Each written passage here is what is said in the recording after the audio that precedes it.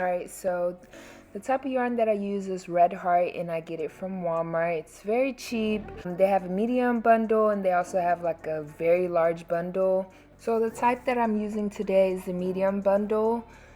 So I basically take the string out, see what type of length I want to work with.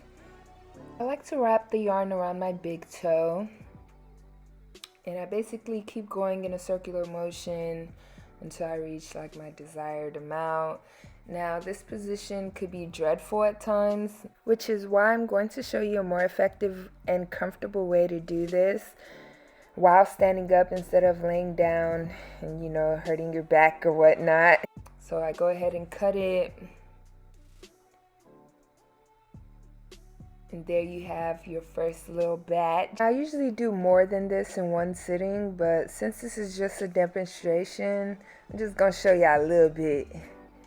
Now this is another way to cut your yarn. As long as you have some kind of chair, or you can use like a side of a bed or a doorknob, whatever, you know, just be creative.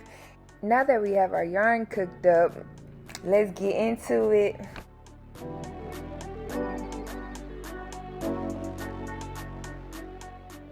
First things first, gotta part the hair, of course. Go ahead, moisturize. Then I go ahead and separate my parts. So for this part specifically, I'll do 3 twists.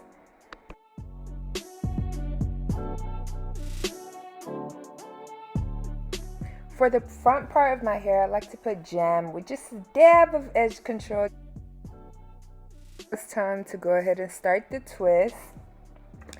So for this one, I'm going to use 6 strands of yarn.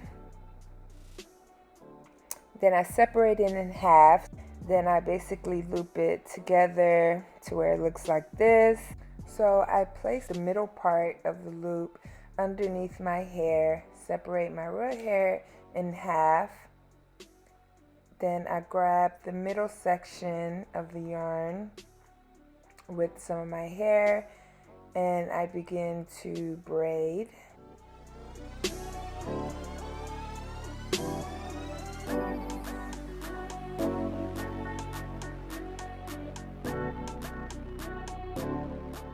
So I'll braid for about 2 to 3 times, and then I go ahead and transition into a twist.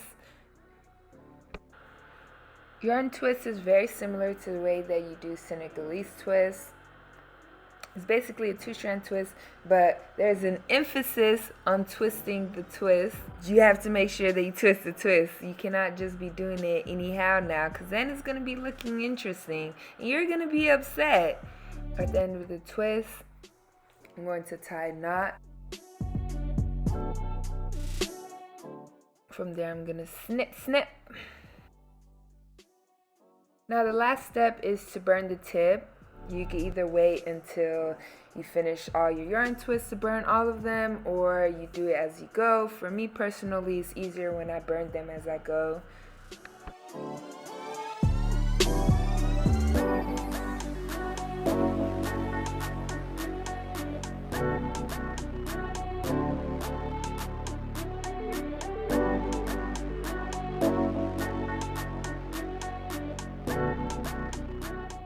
What I like the most about the yarn twist is that whenever I start off with the braid and then go into the twist, it's barely noticeable and it's just so light. It's very easy to manage. So, you know, it's kind of like a mop, so just keep in mind that a lot of things might stick to it. Like if you're rolling on the floor or something like that, you know, you might get some things caught up in there.